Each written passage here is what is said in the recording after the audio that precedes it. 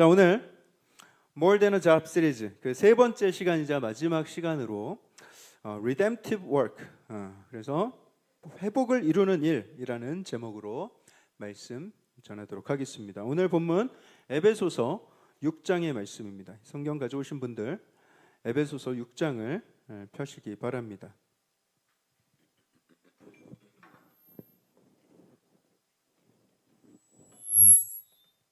자, 이것을 찾으면서 들으시기 바랍니다. 여러분, 하나님께서 이 세상을 왜 만드셨는가? 하나님이 이 세상을 왜 창조하셨을까요? 예전에 한번 나눈 기억이 있는데, 여러분, 하나님께서 이 세상을 만드신 이유를 한번 머릿속으로 생각해 보세요. 흑암과 어둠 속에서 이 세상을 창조하신 이유가 무엇일까? 심심해서 만든 거 아니고요. 뭐 어떤 관상용으로 만드신 것도 아니에요. 하나님께서 이 세상을 만드신 이유 성경에 나와 있는데 시편 19편 1절을 한번 보여주세요. 거기 이렇게 기록합니다. 하늘이 하나님의 영광을 선포하고 궁창이 그의 손으로 하신 일을 나타내는도다. 하나님의 영광을 선포한대요. 세상 만물이라는 거죠. 이사야서 43장 7절도 한번 보여주세요.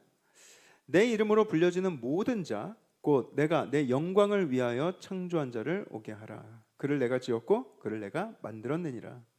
내 영광을 위해서 창조했다. 하나님이 하나님 자신의 영광을 위해서 창조하셨다라고 직접 말씀을 하십니다.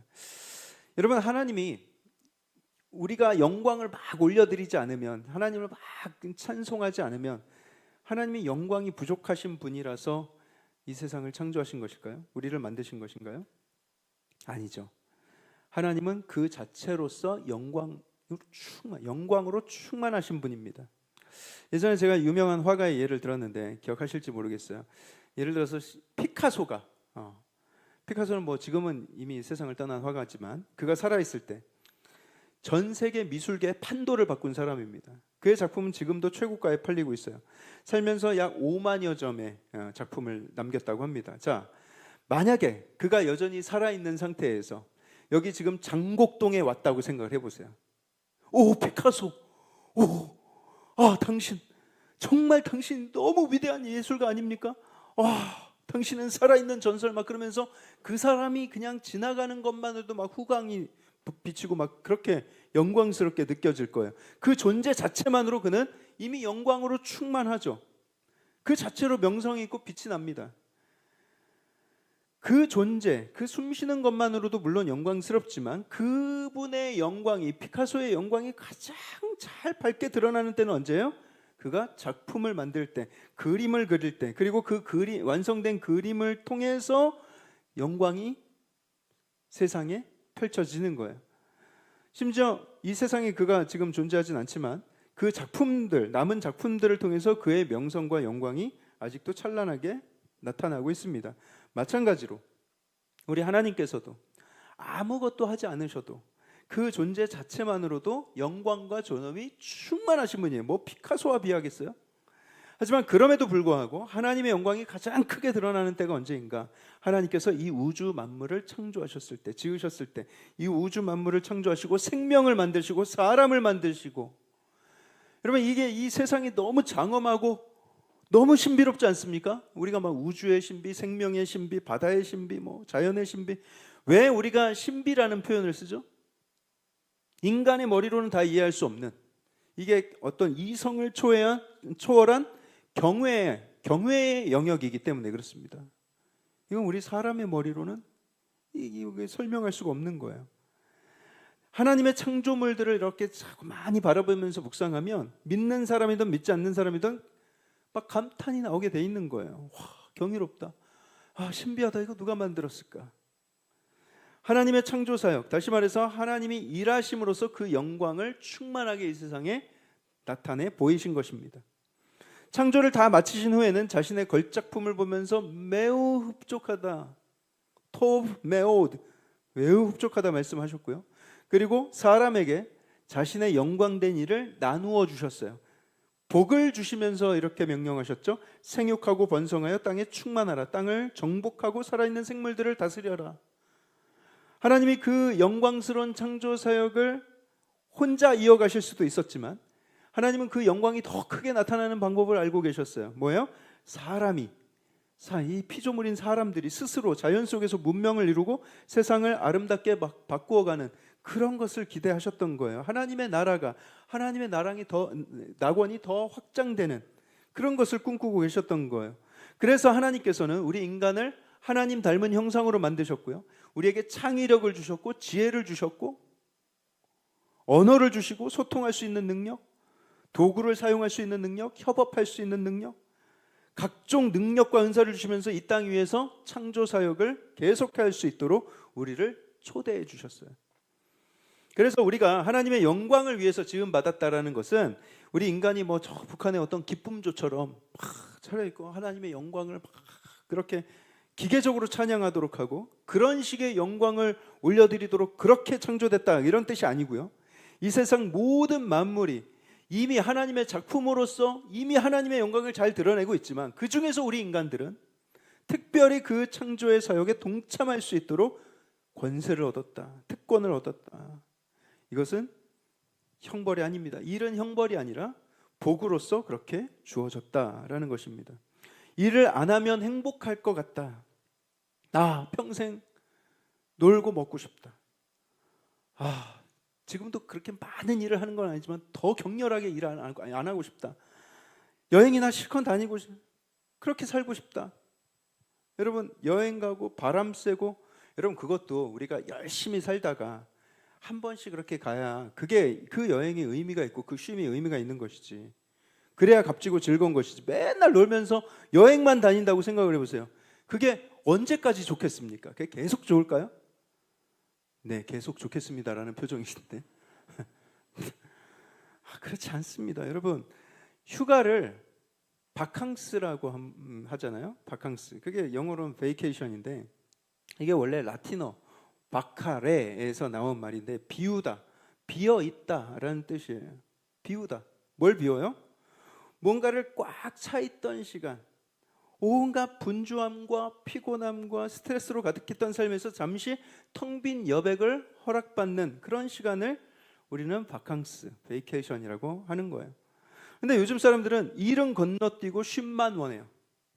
아무것도 뭐 큰일을 하지도 않았는데 지쳤다고 말하고 열심히 그렇게까지 하지는 않았는데 그냥 리프레시가 필요하다고 얘기를 하고 열심히 하지 않고 일에서 오는 보람을 잘 못 느꼈어. 만족이 없어. 그러면 스트레스를 받죠.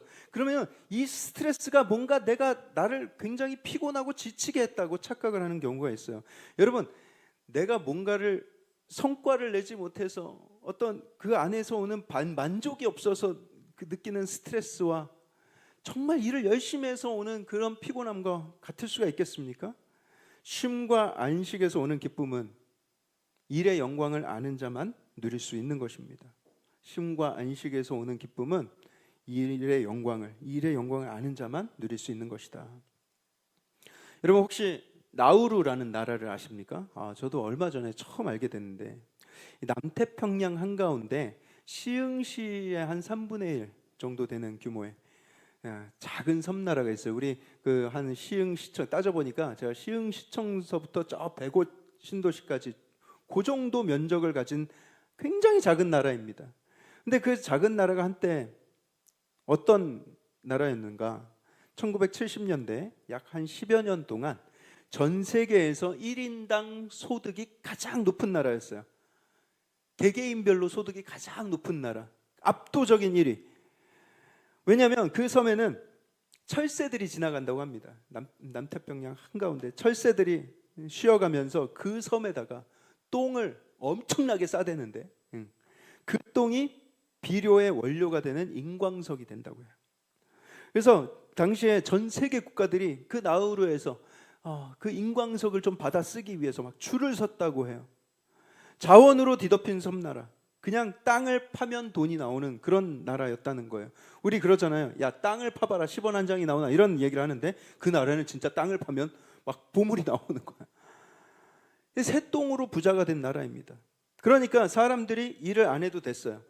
정부가 모든 국민들한테 다 월급을 팍팍 주고요. 뭐 한 사람당 뭐 1억 원씩 줬다나 병원도 공짜, 학교도 공짜, 심지어 집도 공짜. 거리에 막 슈퍼카들이 막 즐비하고요. 그리고 뭐 그 인광석을 캐는 일도 다 외국인들 불러다가 외국인 노동자들한테 다 시키고 전 세계가 다 부러워했습니다. 저기가 노동 없는 낙원이다. 근데 문제가 생겼어요. 사람들이 일할 필요가 없게 되니까 일 자체를 막 귀찮게 여기기 시작합니다. 일은 짐이다. 노동은 피곤한 거야. 우린 그냥 쉬고 즐기면 된다. 이런 문화가 팽배해졌어요. 그러니까 점점 더 나태해지고 사람들의 관심이 도박에, 마약에, 술만 마시고 하루 종일 TV만 보고 아무 의미 없는 시간을 그렇게 보내는 거예요. 굉장히 문란해지고 가사 일도 귀찮아져서 주변 나라의 이민자들을 받아서 집안일을 시켰습니다. 그런데 얼마 안 가서 문제가 생겼어요. 자원이 고갈되어 버렸습니다. 너무 계획 없이 다 그냥 팔아버린 거예요. 그러자 이 나라는 순식간에 세계에서 가장 가난한 나라가 되었어요. 지금은 실업률이 90%.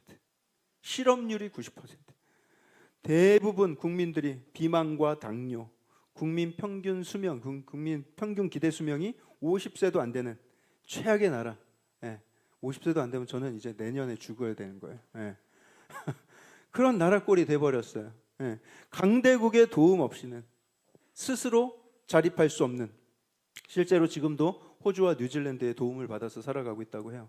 그 많은 돈, 그 많은 자원이 있었는데 일을 잃어버리니까 모든 걸 잃어버린 나라가 되더라. 여러분, 일은 불편한 짐으로서 주어진 게 아니라 하나님의 축복으로 주어진 것이에요. 나우루는 그 축복을 잊어버렸어요. 그리고 함께 미래도 잃어버렸습니다. 그러니 우리가 여러분 일할 수 있다는 것이 얼마나 감사한 것이고 또 그 창조사역에 부름받은 것이 얼마나 복되고 영광된 일인지를 깨닫는 것이 정말 중요한 거예요. 자, 일은 우리에게 그렇게 복으로서 주어졌지만 일이 늘 행복하고 즐거운 것만은 아니라고 했죠. 왜 그렇게 됐다고 했죠? 사람의 죄악으로 인한 형벌이 있었기 때문인데 사람의 죄로 인해서 땅의 저주가 내려졌어요. 일의 저주가 우리가 죄를 지어서 일을 저주로 받은 게 아니라 죄를 아담과 하와가 지었지만 저주는 아담과 하와에게 주어진 게 아니라 땅에 주어졌다. 땅을 저주했어요. 그래서 인간은 복된 일의 부름을 받았음에도 불구하고 성과를 얻기 위해서는 땅에서 끝도 없이 자라는 가시덤불과 엉겅퀴와 씨름을 해야 됐다. 일을 하면서 끊임없이 자연과 싸워야 하는 그런 고통을 마주하게 된 것입니다. 게다가 사람은 그 이후에도 계속해서 창조주 하나님을 멀리하고요, 자기 욕망을 쫓아서 죄를 지으면서 자기의 영광을 위해서만 살려고 했어요. 분명히 하나님의 영광을 위해서 창조됐다고 하지 않았습니까? 그런데 그런 인간이 또 하나님의 창조사역의 동역자로 초대된 그 특권을 얻은 인간인데 오히려 창조주 하나님을 멸시하고 자기 스스로 왕이 되려고 하고 죄를 지으면서 하나님을 욕되게 하는 거예요. 하나님의 영광을 나타내야 될 존재가 오히려 하나님의 영광을 가리우고 하나님을 욕되게 하는 존재가 되어갔던 것이다. 살아가는 목적을 잃고 부르심의 방향을 잃어버리니까 일은 더더욱 고통스럽게 여겨졌습니다. 하나님의 영광을 떠나면 그 끝은 굉장히 비참합니다. 빛의 근원이신 하나님을 떠나면 어둠에 거하는 인생이 될 수밖에 없는 거예요. 그 어둠의 끝은 멸망입니다. 죄의 싹은 사망이고 영원한 심판이 기다리게 되는 거예요. 하지만 그런 절망 중에 거하던 우리를 하나님께서 긍휼히 여겨주시고 예수 그리스도 당신의 독생자를 이 땅에 보내주셨어요. 그리고 그 아들이 우리를 대신해서 십자가 위에서 죽으심으로 우리가 대신 구원을 얻게 되었습니다. 고린도후서 5장 17절에 이렇게 말씀하시죠. 그런즉 누구든지 그리스도 안에 있으면 뭐라고요? 새로운 피조물이래요. 새롭게 창조된 피조물. 이전 것은 지나갔으니 보라 새 것이 되었도다. 우리는 이제 brand new, 새 것이에요. 자, 이제 예수 그리스도의 은혜로 새로운 피조물, 처음 창조하신 그 의도대로 회복된 존재가 되었다는 거예요. 예수 그리스도를 믿는 자마다 다 그런 구원과 거듭남의 은혜를 주신 것이다. 이제 우리는 하나님 없이 살던 그런 죄된 모습을 벗어버리고 새로운 피조물로서 창조하신 처음 그 목적에 따라서 하나님의 영광을 나타내면서 하나님이 부르신 그 목적에 동참하면서 동역자의 삶을 살아야 하는 것이죠. 하나님의 동역자가 된다는 거, 이거 이게 얼마나 영광스러운 일인가 이것을 생각하면서 말이죠. 그러니 우리가 주어진 일, 맡겨주신 일을 감사하게 여기면서 일터에서 최선을 다하고 또 맡겨주신 그 영역에 있어서는 능통함과 탁월함으로 일할 수 있어야 하는 거예요. 지난 시간에 예수님께서 우리를 세상의 빛과 소금이라고 말씀하시면서 착한 행실을 강조하셨는데 그 착한 행실이라는 게 뭐였죠, 여러분? 너희 빛이 사람 앞에 비치게 하여 그들로 너희 착한 행실을 보고 하늘에 계신 너희 아버지께 영광을 돌리게 하라 이렇게 했는데 여기서 말하는 착한 행실이 뭐라고 했죠? 아는 착해야 할 때 그 착한 행실이 아니라고 했죠. 그런 순딩이 같은 모습이 아니라 여기서 말하는 착한 행실은 good work. 그래서 도덕적인 온순함을 말하는 게 아니라 탁월한 직업 정신을 가리키는 것이다. 일 안에서의 우수성을 나타내는 말이다. 이렇게 설명을 드렸어요. 그렇다면 여러분 질문이 생기죠. 우리는 그리스도 안에서 새로운 피조물이 됐고 그래서 하나님이 창조 사역에 다시 동참하게 됐는데 그래서 우리가 맡은 영역에서 최선을 다하고 탁월함을 나타내야 되겠는데 어떻게 하면 그걸 이룰 수 있겠는가? 어떻게 하면 탁월함과 그 하나님 기뻐하시는 모습대로 살아갈 수 있겠는가? 하나님께서 우리를 새로운 피조물로 만드셨다는 것은 예전과는 완전히 다른 방식으로 살아가길 기대하신다는 뜻인데 그게 그 방식은 어떻게 살아내는 것인가? 오늘 본문 에베소서 6장 5절에서 9절 말씀이 그렇게 새로운 피조물로서 회복된 자로서 우리가 어떻게 일해야 되는지 놀랍도록 구체적이고 실제적인 가르침을 주고 있는데 자, 우리 한번 같이 읽어보겠습니다. 에베소서 6장 5절에서 9절 말씀 우리 함께 한 목소리로 읽겠습니다. 시작. 종들아 두려워하고 떨며 성실한 마음으로 육체의 상전에게 순종하기를 그리스도께 하듯 하라. 눈가림만 하여 사람을 기쁘게 하는 자처럼 하지 말고 그리스도의 종들처럼 마음으로 하나님의 뜻을 행하고 기쁜 마음으로 섬기기를 주께 하듯 하고 사람들에게 하듯 하지 말라. 이는 각 사람이 무슨 선을 행하든지 종이나 자유인이나 주께로부터 그대로 받은 줄을 알미라. 상전들아 너희도 그들에게 이와 같이 하고 위협을 그치라. 이는 그들과 너희의 상전이 하늘에 계시고 그에게는 사람을 외모로 취하는 일이 없는 줄 너희가 알미라. 아멘. 방금 읽으신 본문에 종들도 등장하고 상전도 등장하고 이게 무슨 노예 시대 때 이야기 아닌가? 맞습니다. 여기는 로마 시대 노예 제도가 있던 시대의 이야기죠. 그래서 오늘날 21세기 대한민국을 사는 우리가 이거는 우리랑 좀 너무 먼 이야기 아닌가? 상관없는 이야기 아닌가 생각할 수도 있어요. 하지만 잘 생각해 보세요. 그럼 우리가 뭐 종상전 이런 거 없이 다 자유인으로서 살아가면서도 우리는 분명 누군가에게 지시를 받기도 하고 지시를 내리기도 합니다. 누군가에겐 그러고 있어요. 또 누군가의 선배이기도 하고 후배이기도 하고요. 누군가보다 더 높은 위치에 있기도 하고 낮은 위치에 있기도 하고 누군가를 이끌기도 하고 섬기기도 합니다. 갑일 때도 있고 을일 때도 있어요. 그래서 오늘 말씀은 모든 사람들에게 적용되는 말씀이에요. 여러분들이 여기에서의 상전이 될 수도 있고 종이 될 수도 있고 대부분은 둘 다입니다. 그래서 예수 그리스도 안에서 거듭난 사람, 새로운 피조물 된 사람들이 어떻게 일해야 되는지 아주 구체적으로 설명하고 있는데 방금 읽으신 본문에서 바울은 세 가지 태도를 설명을 하고 있어요. 첫째는 성실이고 둘째는 정성이고 셋째는 기쁨입니다. 우리 한번 따라해 볼까요? 성실, 정성, 기쁨. 네, 성실과 정성과 기쁨. 근데 이 세 가지를 한마디로 요약하자면 이걸 다 담는 그 문구가 뭐냐면 모든 일을 주께 하듯 하라입니다. 모든 일을 주께 하듯 하라. 5절을 보시면 성실한 마음이라는 구절이 나오죠. 성실한 마음으로. 이 성실한 마음이라는 것은 나뉘어지지 않은 마음, 정직한 마음, 신실한 마음 이런 뜻을 담고 있습니다. 여러분 한국말로 신실하다를 영어로 뭐라고 할까요? 신실하다, 신실한, sincere 이라고 합니다. 농담인 줄 아시는데 진짜로 그렇습니다. 한국말과 발음과 또 뜻이 똑같은 영단어가 있어요. 놀랍죠? 신실하다, sincere입니다. sincere. 네. 신실을 좀 꽈서 말하면 sincere. 예. 영어 단어 하나 배우셨죠? 예. 보람찬 하루죠. 그런데 이 단어, 이 sincere이라는 이 단어의 원뜻은 라틴어 sin과 ser이 합쳐진 것입니다. sin과 sere가 합쳐진. sin은 무슨 뜻이냐면 뭐뭐가 없는. sere는 밀랍이란 뜻입니다. 왁스. 막 그 벌집에서 추출한 아주 걸쭉한 기름 내지는 왁스를 말하는데, sincere는 그럼 무슨 뜻이냐? 합하면 뭐겠어요? 왁스가 없는 상태를 말하는 것입니다. 왁스가 없는. 아니, 왁스가 없는 것이 왜 신실함이냐? 그 뭐길래 그걸 왜 신실함이라고 정했지? 예전에 그릇을 직접 손으로 막 빚어가지고 그걸 가마에 구워서 이렇게 팔던 시대가 있었지 않습니까? 그때 토기장이들이 사람들의 눈을 속이는 방법이 있었대요. 그게 뭐냐면 그릇을 만드는 과정에서 그릇에 균열이 생기는 경우가 있잖아요. 그 그릇은 이 토기장이가 양심적으로 망치로 깨서 버려야 되는데, 이 왠지 깨기가 아깝잖아요. 이거 많은 시간이 들어갔는데. 그래서 그들이 이 밀랍, 이 왁스를 사용해서 그 겉에 그 깨진 부분을 잘 바르는 거예요. 반들반들하게 발라주는 거예요. 그러면 이게 감쪽같이 멀쩡한 그릇으로 이렇게 포장이 되는 것이죠.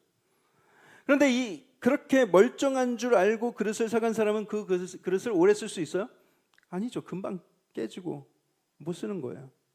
그래서 그런 눈속임을 하지 않는 사람, 왁스가 없는 상태, 속임수가 없는 상태를 가리켜서 sincere, 왁스가 없다, 신실하다 이런 단어가 생기게 된 것입니다.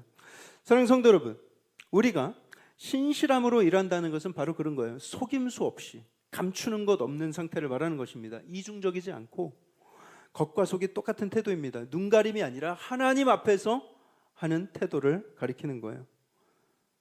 이미 퇴근했으면서 잠시 어디 다녀오는 것처럼 의자에다가 겉옷 걸어놓고 노트북 켜놓고 퇴근하는 그런 수법. 사장님 볼 때만 열심히 하다가 사장님 멀어지면 릴렉스. 그런 얄팍한 수법. 회의 중에 막 회의록 막 치는 줄 알았는데 알고 보니까 쿠팡 리프레시 주문하고 있고 장바구니에 담고 있고. 왜 이러는 걸까요? 사장님을 최종 보스로 생각하고 일하니까 그렇게 되는 거예요. 하나님을 최종 보스라고 생각해 보세요. 하나님께서 나의 모든 것을 지켜보고 계시다 생각해 보세요. 실제로 나의 인생을 좌지우지할 수 있는 것은 우리 회사 사장님이 아니라 우리 하나님이시죠. 그분이 우리의 최종 보스입니다. 우리는 모든 일을 최종 보스께 하듯 해야 되는 거예요. 하나님은 무소부재하신 하나님이시지 않습니까? 안 계신 곳이 없다는 뜻이에요. 그래서 하나님께 하듯 하면은 언제나 한결같은 신실한 사람이 될 수 있다는 것입니다. 여러분, 우리 크리스천들이 산에 신우회에 들어가가지고 일주일에 한번 같이 모여서 믿는 사람들끼리 모여서 말씀 보고 기도하는 것이 그게 빛과 소금의 역할을 드러내는 것이 아닙니다. 점심시간에 동료들 다 보는 앞에서 막 그렇게 기도한다고 해서 그게 신실한 크리스찬의 모습을 나타내는 것이 아닙니다. 언제나 죽게 하듯이 신실하게 정직하게 열심을 내서 살아가는 것, 그것이 빛과 소금의 삶이에요. 제가 안산에 있을 때 어딘지 알려고 하지 마세요. 이비인후과 의원이 하나가 있는데 굉장히 실력이 좋기로 유명한 곳입니다. 다른 곳에서 못 고치는 것도 여기는 정말 잘 잡아내고 잘 고치고 환자들이 늘 바글바글해요. 그런데 그 의원의 단점은 그 의사분이 너무 불친절해요. 겁나 불친절해. 엄청 틱틱거리고 쏘아붙이고 막 너무 거만하고 기분이 나빠. 그냥 기분이 나빠. 이거 환자랑 싸우자는 건지. 그런데 실력이 너무 뛰어나요. 여러분, 만약에 여러분들이 목이 아파서 이비인후과에 가야 된다면 여러분들은 실력은 없지만 친절한 의사를 찾아가겠어요? 아니면 불친절해도 실력 있는 의사를 찾아가겠어요? 의견이 갈리네요. 실력 좋은 의사를 찾아가죠. 여러분, 일단 그 분야의 탁월함이 우선이에요. 저는 오늘 교회에서 이런 걸 가르쳐야 된다고 생각을 해요. 우리의 직업, 우리의 일터는 소명의 자리라고 하지 않았습니까? 하나님이 하나님 권세의 한 영역을 우리한테 맡겨주신 거예요. 이건 내가 할 수도 있지만 이거 너가 한번 해봐라. 위임해 주신 거예요. 우리한테 권세를 위임해 주셨다. 하나님이 하실 수 있는 일을 우리한테 위임해 주셨으니까 우리는 그 영역에서 최선을 다해서 마치 하나님이 하시는 것처럼 최선을 다해서 잘해내야 됩니다. 제가 한번 조립식 가구를 샀는데 와, 이게 도저히 구멍이 맞지가 않아요. 부품은 막 조금만 힘을 줘도 막 부러지고 안 들어가고, 그 과정 가운데 저에게 막 이 가구가 저에게 고통을 안기고 저를 굉장히 괴롭게 만들었습니다.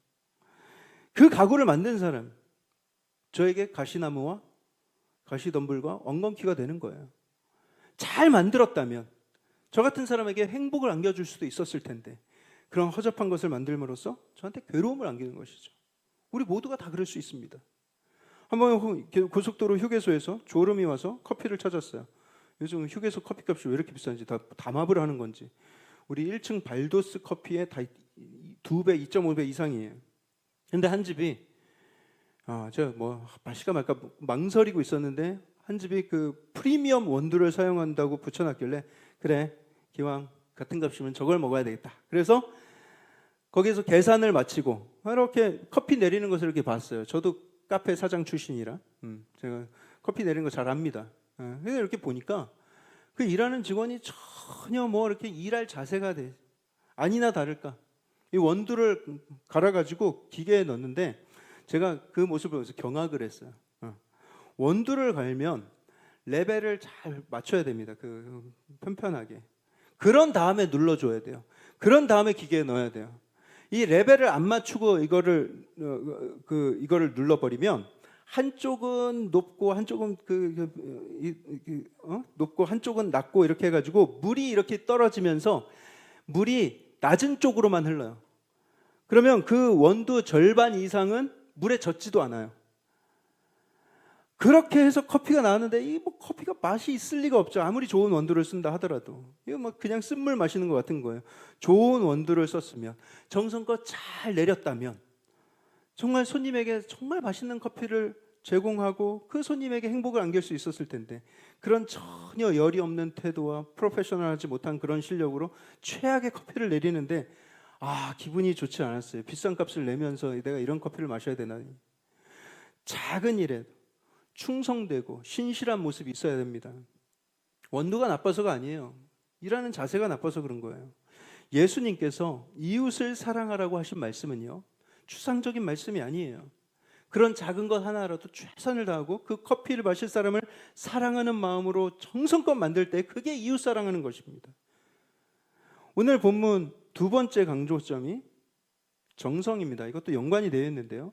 오늘 본문 6장 6절을 보시면 거기 이렇게 나와요. 그리스도의 종들처럼 마음으로 하나님의 뜻을 행하라, 이렇게 말씀하죠. 여러분, 여기서 마음으로라는 것은 헬라어로 영혼을 뜻하는, 이 마음이 영혼이에요. 그래서 하나님의 뜻, 하나님의 부르심에 있어서 영혼을 담으라는 것입니다. 뭘 할 때 영혼을 담아라. 몸만 출근하지 말고 너의 마음과 영혼도 같이 출근해야 된다, 이런 말이에요. 월요일 아침에 영혼은 어디 날아간 사람처럼 그냥 멍하니 앉아있지 말라는 거예요. 진심과 열정을 담아서 일하면서 살으라는 거예요. 다시 말씀드리지만 그 마음으로 일하는 것이 하나님의 사랑, 하나님 사랑, 이웃 사랑입니다. 권정생님이라는 기독교 작가분이 계세요. 그분이 쓰신 우리들의 하나님이라는 책이 있는데 그 책에 나오는 이야기인데 어느 날 이 권정생 선생님께서 완행열차를 타고 자기 집으로 가고 있었어요. 옛날 일이죠. 이제 이분이 좀 행색이 초라하고 좀 나이가 있어 보였는지 어떤 아주머니가 앉은 자리에서 벌떡 일어나서 아유 선생님 여기 앉으세요, 이렇게 자리를 양보하는 거예요. 막 앉으라고 강권합니다. 아예 괜찮아요 했는데 이분이 그냥 막무가내로 앉으라고 하는 바람에 그 강권에 따라서 앉게 되었대요. 고마운 마음에 아주머니를 이렇게 쳐다보다가 왠지 느낌이 와서 그렇게 물었대요. 아주머니 혹시 교회 다니시는 분이세요? 이렇게 물었대요. 그러니까 이 아주머니가 너무 반갑대요. 그렇다구나. 저기 경북 의성에 조그만 교회를, 시골 교회를 섬기고 있는 집사다. 그렇게 자기를 소개를 하더라는 거예요. 그러면서 이 아주머니가 말문이 터지기 시작하는데 이 선생님한테 수다를 이제 늘어놓는데 어느 날 자기가 집안일이 분주해가지고 막 열심히 집안일을 하고 있는데 웬 거지 한 사람이 집 앞에 나타나서 동냥을 하더래요. 이 아주머니가 한 10여 년 전에 있었던 일을, 그 포인트로부터 10여 년 전 이야기를 하는 건데, 이 아주머니가 너무 일이 바쁘고 막 분주해가지고 귀찮은 생각이 들었대요. 그래서 퉁명스럽게 말했다는 거예요. 나 지금 바쁘니까 다른 집으로 가고 있어. 막 이렇게 보냈다는 거예요. 그러자 그 거지가 별 말 없이 그냥 돌아서서 떠나더래요. 그런데 그 돌아가는 그 뒷모습을 이렇게 보는데 그 모습이 영락없이 예수님 같아 보이더래요. 그래서 아주머니가 깜짝 정신이 들어가지고 놀라가지고 바가지를 가지고 쌀독에 가가지고 쌀을 한 대박을 퍼가지고 그 거지를 쫓아갔는데 그 사람이 보이질 않더라는 거예요. 옆집을 가봐도 없고 온 동네 막 구석구석 다 길가 다 돌아다녀봐도 그 거지가 눈에 띄지 않았다는 거예요. 그 아주머니가 그 바가지를 들고 집으로 돌아가는 길에 대성통곡을 했다는 거예요. 내가 왜 그랬을까? 우리 예수님이 찾아오셨는데 왜 그랬을까? 그리고 나서 그날서부터는 이 아주머니는 만나는 낯선 사람들, 모든 사람들을 다 예수님 대하듯 대하기 시작했다는 거예요. 예수님 대하듯. 그 아주머니가 이 선생님에게 마지막으로 한 말이 이렇습니다. 선생님, 세상 사람이 다 예수님으로 보이니까 참 좋아요. 내가 할 수 있는 일을 다 해드리고 싶어요. 이렇게 고백했다고 합니다. 여러분, 바로 그것이 예수로 인해서 거듭난 인생이 이 땅에서부터 천국을 누리는 방식이에요. 정성을 다하고 영혼을 다하는 삶이에요. 하루가 얼마나 뿌듯하고 보람되겠어요. 하나님은 또 얼마나 기뻐하시겠어요. 영혼을 담아서 하루를 사는 것입니다. 영혼을 담아서 일하는 것입니다. 정성이 들어가야 맛있는 것은 음식뿐만이 아니에요. 우리가 하는 모든 일들 다 마찬가지예요. 손님 한 사람 한 사람을 진심으로 대하고. 장사가 안 될 수가 있겠습니까? 상사에게, 선배에게, 후배에게 정성을 다해서 섬기고 영혼을 쏟아부어 보세요. 대충 대답하지 마시고 대충 인사하지 마시고 영혼을 쏟아부어 보세요. 그것이 바로 그리스도의 향기인 줄 믿습니다. 자, 마지막으로 오늘 본문이 강조하는 것은 기쁜 마음이에요. 기쁜 마음. 7절을 한번 보십시오. 7절에 기쁜 마음으로 섬기기를 주께 하듯 하고 사람들에게 하듯 하지 말라. 기쁜 마음. 여러분, 우리가 언제 일하다 지칩니까? 일이 힘들 때 언제입니까? 억지로 할 때, 눈치 보면서 할 때, 의무감으로 할 때, 그때 지칩니다. 하지만 주께 하듯이 주님이 사랑하는 마음으로 한다면, 이분이 예수님이다, 이분을 위해서 일한다, 그러면 그 자체가 예배가 되는 것이고 그 자체가 기쁨이 되는 것입니다.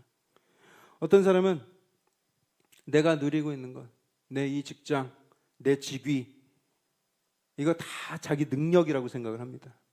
자기 학벌, 내가 이룬 업적이고 내가 똑똑해서 된 거라고 생각을 합니다. 그런데 우리가 이런 것을 조금 더 신중하게 좀 깊이 들여다봐야 돼요. 여러분, 그 자리에 가기 위해서 지금 그 사람의 모습이 있기까지, 내가 있기까지 수많은 사람들의 만남이 있었고 그때 필요했던 소중한 인연들, 그리고 부모님이나 주변 사람들의 헌신, 그리고 나와 함께 수고하고 동역한 사람들, 그런 수많은 사람들의 수고와 땀방울이 다 빚어진 그 결정체라고 볼 수 있지 않겠습니까? 제가 첫 번째 시간에 식빵 한 덩어리가 이 탑 위에 올라오기 위해서 얼마나 많은 과정이 필요하고 얼마나 많은 사람들의 수고와 헌신과 땀방울이 있어야 되는지 알려드렸죠. 혼자 살 수 없는 이 세상 속에서 우리는 매일매일 그렇게 보이지 않는 땀방울과 헌신과 수고 속에서 우리는 살아가고 있는 거예요. 다 우리는 수혜자들이에요. 그리고 또 우리는 또 누군가에게 수혜자가 돼서 살아가고 있는 거예요. 내가 이 공동체 안에서 꼭 필요한 존재가 돼서 나도 누군가에게 유익이 되고 싶다, 그런 열망이 우리에게 다 있기 때문에 가능한 것입니다. 여러분, 우리가 그런 것들을 깊이 생각한다면 절대로 내가 어떤 높은 자리나 어떤 뭘 이루었다고 해서 우리는 절대로 교만해질 수가 없어요. 내 능력이었다 자랑할 수 없습니다. 모든 것이 합력하여 선을 이루시는 그 하나님, 그 앞에서 교만을 떠는 자가 있다면 그 하나님 보시기에 얼마나 가증스럽겠어요.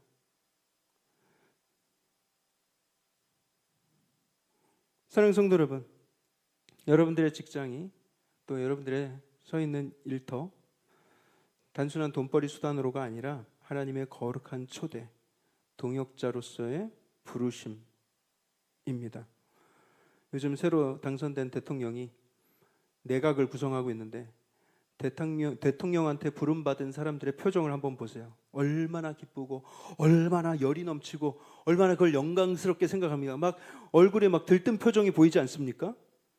대통령의 부름도 그렇게 자랑스럽게 여기고 그렇게 영광스러운데 하나님의 부름을 받은 우리는 얼만큼 더 자랑스럽게 더 영광으로 알고 일해야 하겠는가?